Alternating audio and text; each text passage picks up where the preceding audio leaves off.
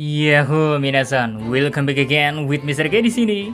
Finally, penantian yang entah sudah berapa bulan Mr. K hiatus bikin konten, akhirnya ada wangsit buat bikin. So, daripada banyak basa-basi gak jelas, monggo enjoy Hunter x Hunter episode 190 aja ge. Let's go! Oh iya, sampai lupa. Buat yang lupa jalan ceritanya, bisa flashback ulang dari episode 189 dulu ge, biar makin mantap untuk memahami alur cerita yang disajikan serial super kompleks Bin Mumet ini. Oke, kita ke menu utamanya. Perjalanan menuju ke Dark Continent sudah memasuki hari ke-8 saja, tepatnya hari Minggu pada jam 7 malam lebih 35 menit. Terus di ruangan 1004 terlihat sang pangeran keempat Kakin, Seritnitz, yang sedang berlatih menguasai Nen. Sang pangeran di sini tahap latihannya sudah memasuki tahap mempelajari Zetsu dan sedang diberikan tes oleh Theta.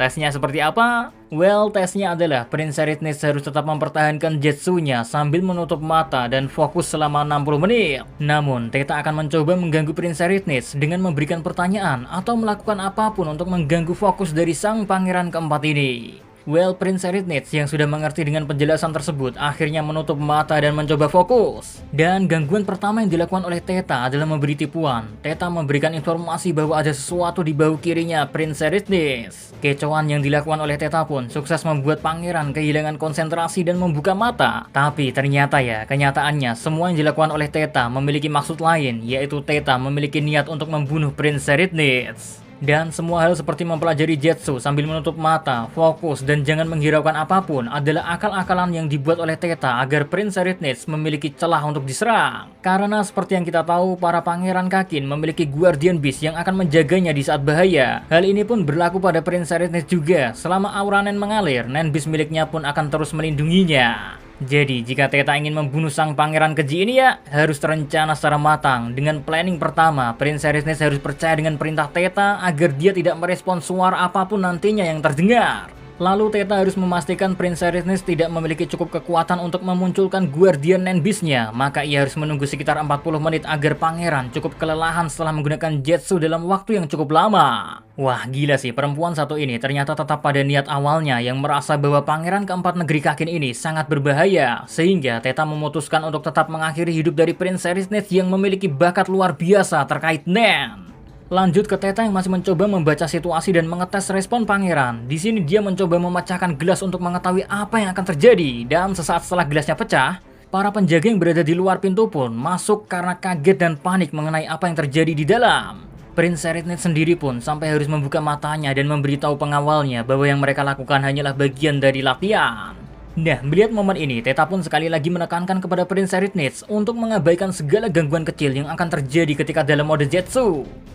Prince Seritnitz yang mengerti pun berbicara kepada Theta bahwa dia akan serius sekarang. Dia gak bakal membuka mata dan tetap fokus untuk mempertahankan Zetsunya. Seketika, Theta pun bisa merasakan bahwa Prince Seritnitz sudah memasuki level konsentrasi yang sangat berbeda dengan sebelumnya. Bahkan, Theta sendiri merasa bahwa kehadiran dari Guardian Nen Beast milik Prince Seritnitz pun mulai menghilang. Melihat kesempatan yang muncul ini, Theta pun tidak ingin bertindak ceroboh dan langsung buru-buru mengakhiri nyawa Seritnitz. Namun, Theta mencoba mengecek dulu bagaimana konsentrasi Prince Seritnitz udah sejauh mana. Theta mengeluarkan sedikit nennya melalui jari telunjuknya dan lalu meluncurkannya menuju dahi Prince Seritnitz. Dan respon yang dilakukan oleh Prince Seritnitz hanyalah membuka sedikit matanya, namun tetap mempertahankan Zetsunya lalu kembali menutup matanya.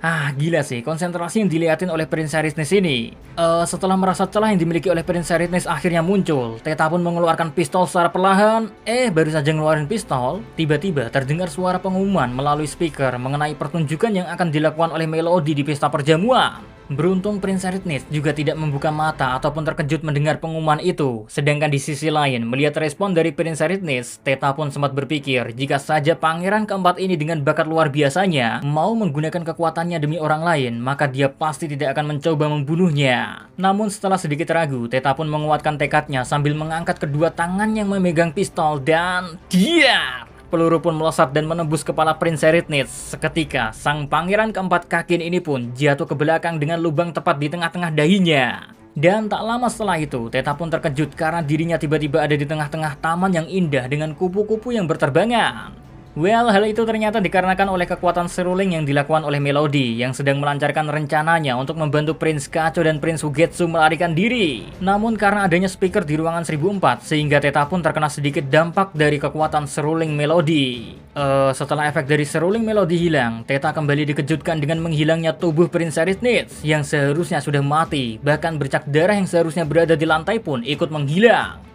Apakah Teta mengalami halusinasi atau bagaimana? Atau itu adalah kemampuan spesial dari Prince Arithnitz? Ya, just wait for the answer, oke? Lalu tak berlangsung lama dari kagetnya Teta, para pengawal mendengar suara tembakan lalu masuk ke dalam dengan posisi sudah siap mau menembak Teta. Namun tiba-tiba dari arah belakang Teta muncul Prince Arithnitz dan dia berkata, ini cuma bagian dari latihan kami. Gila sih, apa sebenarnya kekuatan yang dimiliki oleh Prince Arithnitz? Anyway, menyadari bahwa Prince Arithnitz ternyata masih hidup, Teta terkejut bukan main karena dia sendiri merasa yakin sudah membunuh Prince Arithnitz. Lalu tiba-tiba saja Teta jatuh tersungkur yang dimana jatuhnya Teta disebabkan oleh kekuatan yang dimiliki oleh Guardian Nenbis milik Prince Arithnitz. Sang Guardian Nenbis bahkan memperingati Teta bahwa jika nantinya dia salah menjawab pertanyaan dari Prince Arithnitz, Teta akan dilenyapkan. Nah, Teta yang sudah tidak kuat menahan efek dari kekuatan Guardian Nenbis milik Prince Arithnitz akhirnya pingsan dan Teta pun dibawa ke kamar untuk beristirahat. Oh iya, di sini Prince Arithnitz menanyakan para pengawalnya tentang momen yang terjadi sebelumnya. Momen tersebut adalah momen di mana para pengawal tak sanggup bergerak dan seketika melihat pemandangan yang indah. Di sini ya, mereka berasumsi bahwa ini semua berkat pertunjukan musik yang sedang disiarkan. Bahkan mereka mengetahui bahwa hal tersebut kemungkinan merupakan kekuatan dari Melody. Prince Arithnitz pun meminta pengawalnya untuk mengundang Melody ke ruangannya. Dan mulai dari sini, Prince Arithnitz ingin membaca situasi dari jawaban yang nantinya akan dijawab Melody. Apakah Melody mau menerima ajakannya atau tidak? Next, kita pindah kembali ke Teta yang terbangun karena mimpi buruk yang dialaminya. Dalam mimpinya ya, dia melihat kepala Prince Arithnitz yang berlubang di dahinya bekas dari tembakannya sambil berkata, "Teta, apakah aku bisa mempercayaimu?" Di sini Salkov yang menemani Teta berkata bahwa dia yang akan mengurus sisanya. Salkov merasa bahwa Teta sudah cukup berjuang dan sekarang adalah gilirannya. Dan alasan lainnya adalah ternyata efek dari Guardian Nenbis milik Prince Arithnitz sudah mulai muncul pada Teta. Pada momen ini juga diperlihatkan muka sebelah kiri Teta yang dipenuhi luka. Hal ini disebabkan oleh kebohongan yang dilakukan oleh Teta sehingga dia diberikan peringatan berupa kata-kata dan tanda. Mereka berdua, baik Salkov dan Teta, kebingungan dengan metode yang dilakukan oleh Guardian Nenbis milik Prince Arithnitz yang membiarkan seorang pengkhianat untuk tetap hidup. Well, menurut mereka berdua hanya ada satu alasan mengapa Guardian Nenbis tersebut tetap mengizinkan pengkhianat hidup, yaitu demi menambah pion Prince Arithnitz dengan cara mengubah sang pengkhianat menjadi sesuatu yang tidak manusiawi. Simpelnya, mungkin jika Teta sekali lagi berbohong, dia akan dirubah menjadi monster yang akan menjadi pion yang sangat berguna bagi Prince Arithnitz. Gila sih, bukan hanya Prince Arithnitz saja yang pandai dalam berpolitik dan menyusun strategi, namun Guardian Nenbis miliknya sama pintarnya hingga bisa memikirkan cara yang akan lebih berguna untuk kepentingan sang pangeran. Ya, atas dasar asumsi tersebut pun, maka Salkov yang meskipun tidak memiliki rencana untuk membunuh pangeran, meminta Teta untuk membiarkan dia menghandlenya agar Teta tidak berubah menjadi monster dan Prince Arithnitz menjadi lebih diuntungkan. So, itu saja sih untuk episode 190 ini. Kita jumpa lagi dalam Hunter x Hunter episode 191 very soon. Very soon. Soonnya kapan? Bula. See you again next time. Adios, Caramelo. Stay safe everyone. Salam Animedia.